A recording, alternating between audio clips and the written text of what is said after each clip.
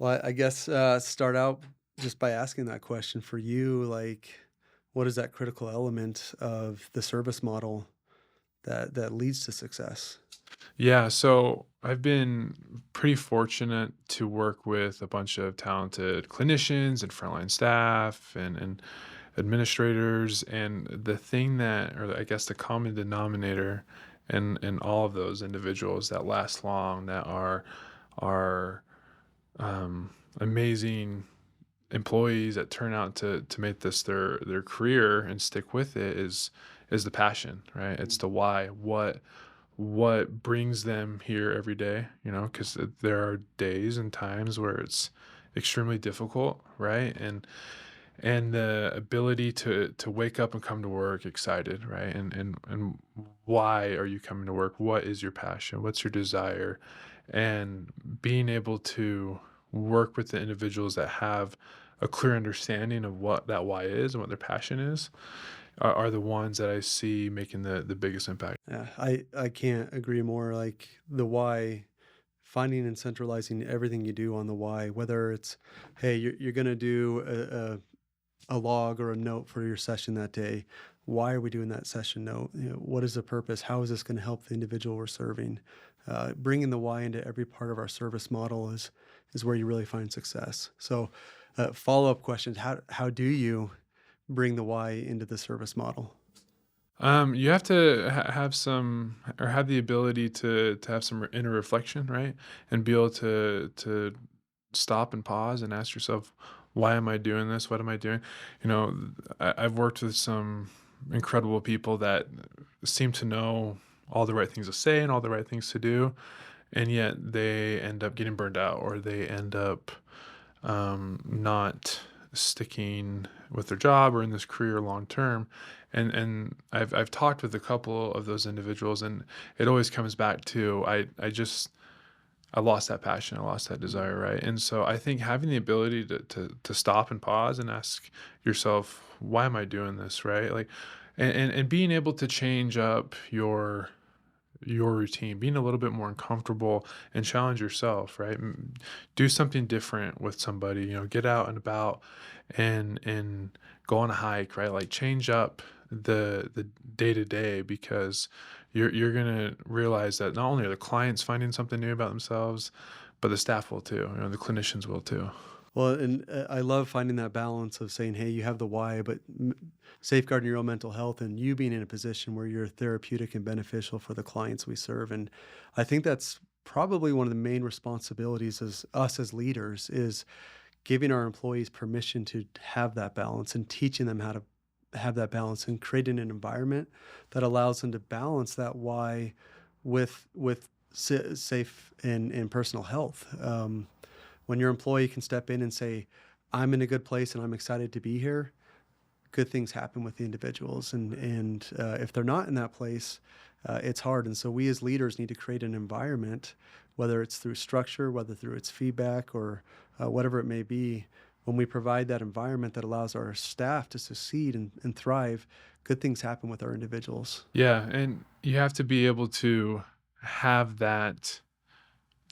Because not you can't always be on every day, right? You can't always have the best day, right? So you have to be able to understand when you are struggling, right? And being able to ask for help, being able to lean on a colleague or a supervisor or whoever, and seek help, right? Because that's what our model is. That's what our career, or what this career is being able to seek help when you need it, right? And so we have to be able to lead from the front from that perspective. Yeah, definitely. I think leadership, being involved in every aspect of care and being there and seeing what's going on and supporting and showing is a big part of what we're doing. Yeah. Kind of answering the same Yeah. question for me, I think there's two facets of care that are critical. It's having a evidence-based or a clinical-based approach to the service model, and then individualized care. I think when you look at what makes companies in this industry successful, it's those companies that are able to focus on both of those facets. And you see some that are clinical based, but they don't really care about the individual aspect. And client voice is critical. It's a critical element of success. If you want to be successful in helping anyone, they have to own it and be a part of it. And so sitting down with an individual and helping them understand why care is being done and how care is being done and getting their perspective and saying, what do you want to see? And how are you going to be successful? And what can we do to support you is important. It's unfortunate that I think in this industry it gets missed too often. And it's one of the things that is most impressive about what we're doing here with Crimson is we have that evidence-based practice, but we pair that so strongly with individual perspective and individual voice. And so each client knows why their services are happening and have a voice in being a part of that. And when you do that, you're able to individualize care for each person in a way that you couldn't otherwise. If you just come in and say, hey, I'm a clinical person and here's how you're supposed to do things, you're not going to see much success. You can think you see success, but you're not going to see growth and change and development. And again, I think it goes back to what you're saying with environments. We create that environment. Part of that therapeutic environment is the client's voice and them buying in to the services we're doing. Yeah, yeah. Being able to sit down with a client and ask them, what do you want to accomplish in the next 90 days? What do you want to accomplish in the next year? What do you envision the next 5 years of your life, right? And being able to sit down, as you said, and create that outline, almost that structured plan with them, and allowing them to advocate for themselves, right? Allowing them to be able to sit down and say, I want to go this route, I want to try this, I want to do this or that, and being able to create that culture and that environment to where they do have a say. It's their life, right? We want their plans, and we want their daily routine here at Crimson individualized to reflect their strengths and their interests. Well, and a lot of that goes to how do you create a therapeutic environment and its relationships. Yeah. If you want to help an individual succeed, they have to believe that you believe in them and that you care about them. And so whether it's our frontline staff, whether it's a manager, whether it's a clinician, knowing that someone believes in them.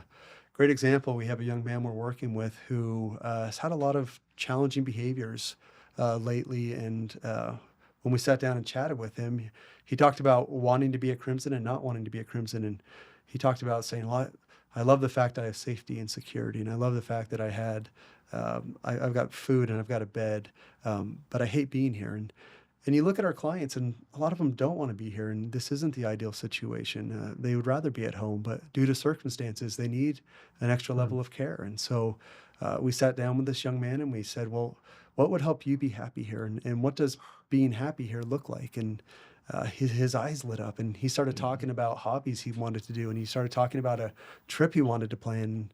So we challenged him and said, well, why isn't this happening? He's like, well, I don't know. I didn't know I could do these things. And so we sat down and said, yeah, you can do these things. And he got so excited. And we've seen a different individual out of that person. Yeah. And he's bought into his treatment plan more. And he's bought into the idea of I can be my best version of myself. And this treatment that we're providing for him can only go so far as what he commits to. And Right. when you have someone who buys in like that, and when you individualize it and bring their voice in, they start to recognize that, hey, this treatment's going to help me be the best version of myself. And Yeah. it's difficult because a lot of our individuals lack that cognitive ability to look long term and say, yeah, this sucks right now. I don't love being in this situation. However, I know in 5, 10, 15 years, this is going to really help me out. Like they don't think that way. And so finding ways to build relationships now is critical to help them say, this is going to help you. And then in 5, 10, 15 years, when we see these young adults become adults and see them be successful, that's the power of the work we're doing. Yeah, and I think the reason why, our staff and our managers and our clinicians love coming to work, right? Because it does all come back to that relationship. We have such a unique, amazing opportunity where we can be a positive role model. We can help work with the clients on self-advocacy and finding new strengths and new hobbies, being a positive role model that some of these individuals have never had or haven't had that many, right? So the ability to be able to help shape someone's life is amazing. I think that's what kind of brings people here and what keeps people here long term. Yeah. I'm newer to Crimson, and I have an answer for this question, but I want to get your perspective on this first, because I do think I started consulting with Crimson first, and now I'm hired on as COO here. at Crimson. But one of the first things I noticed was the power of the relationships between staff and the individuals. It was unique, something I haven't seen anywhere else, and it was really really cool to catch on to the fact that the staff do care so much for each of the individuals, and the individuals recognize that. From your perspective, why is Crimson so unique, or what has Crimson done that's so different that have allowed these unique relationships where staff really do care about the individuals and they care about building relationships, and there's an environment that allows that to thrive? What from your perspective has led to that being able to happen? Yeah, well, when Crimson started, it started with Ryan, our owner, right, and started providing the ABA and mental health services, and from day one, the message was, why are we doing this? What's your number one reason for being here? Why do you want to stay at Crimson? And that happened 7, 8 years ago, and from then that message has spread to from him to frontline staff to clinicians to managers, administrators, and we all have that same mentality. Why are we here? What is the purpose of what we're doing? Why do we want to keep coming here day in, day out? Because it can be hard at times too, right? But the unique opportunity to be able to work with these clients and being able to help shape their lives is incredible. It's amazing, and you don't get that opportunity really anywhere else. Yeah. So being able to say and ask yourselves, why am I doing this? Why am I here? Yeah, absolutely. I remember when I first sat down with Andy and Ryan to interview to come on to Crimson. Ryan shared his why, and that was impressible to me. Where that impression lasted. Where, hey, the owner of this company wanted to make sure I understood his why and why he started this company. I remember my very first executive meeting as we sat around as an executive team. Andy asked us all to share our whys. Um, I caught on very quickly that we focus everything on the why. And when you look at every aspect of care, the why is in that. And so whether we're doing a session note, well, why are we doing this session note? How does this help the individual? Whether it's going on an activity or doing a treatment plan or dealing with a crisis situation, the why is embedded in all of those. And that to me is what's so impressive about what Crimson's doing is that ability to not lose sight of the why, even in difficult situations or mundane tasks where it's like, hey, you've got to do your paperwork. Hey, you got to fill out this medication, or hey, we've got to fill out an incident report, or oh man, I've got to stay late and make sure my session notes are up to date. Encompassing the why in all of those things has allowed us to stay focused on what we're doing here and why it's so critical to help these individuals. And it's reflected in the relationships of staff. And to me, in the short time I've been here, that's the most impressive thing I've seen is that ability to carry the why all the way from Andy and Ryan all the way down to our frontline staff. Mental health is a tough industry. There's shortages. There's always a need for additional clinicians, frontline staff, leadership.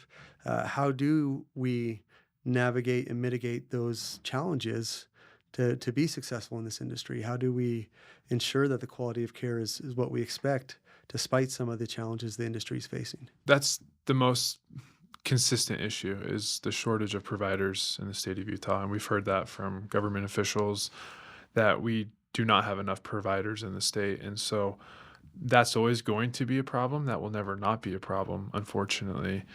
So we have to be able to assess our current caseload, our current clientele, and ask ourselves, what are the needs? How can we come together as a team and help out this client and this client's family, right? Because sometimes it's not just about the number of providers, right? It's about the quality of providers, right? And so that's when it kind of comes back to, what providers are we hiring? Who is coming on to the Crimson team, and what's their why? What's their reason for wanting to come here and work in this career? Because as we know, this career can be challenging, it can be difficult. So why are they coming here? So let me ask you, what are some of the things that you've noticed or that you look for and when you're hiring an employee or a provider? Yeah, so kind of answering that with twofold. One, I want to make sure we're bringing people on who can manage and balance appropriate and positive relationships with our community and state partners. we've got to have good communication with them. We got to recognize they're equals in serving the people that we work with, and when we want to make sure an individual is taken care of and getting the services that they deserve, we have to have strong community partners. And so, whether it's working with another provider or working with a state agency that oversees funding, or hey, looking at our processes and having an external company look at or external state agency look at what we're doing and saying, hey, here's some feedback for you. Uh, Having someone being able to manage those and have those partnerships is critical because we need that outside support to be successful. Internally, having someone who knows how to support their teams and helping their teams balance the why, but also balance workloads and balance personal mental health. If we want to be successful, our employees need to be in a position where they're creating a therapeutic environment for our clients. And that means our employees need to mitigate their own personal health issues and their own stresses. And this can be a stressful job. And so when you're at work, we want you at work. When you're at home, we want you at home, not worried about work. And so I look for leaders who know how to create structure and balance those things to help their employees be successful and not take on too much and feel validated and empowered when they're dealing with these difficult and tough situations, whether it's staff shortages or a client with a difficult behavioral past. Those are challenges we deal with all the time, but we find success because our employees are empowered and supported to be able to deal with those successfully and not feel alone in those situations. And so a good leader is someone who's there and understands what the staff are going through and are finding ways to support them so that they don't feel alone when they're dealing with these challenges.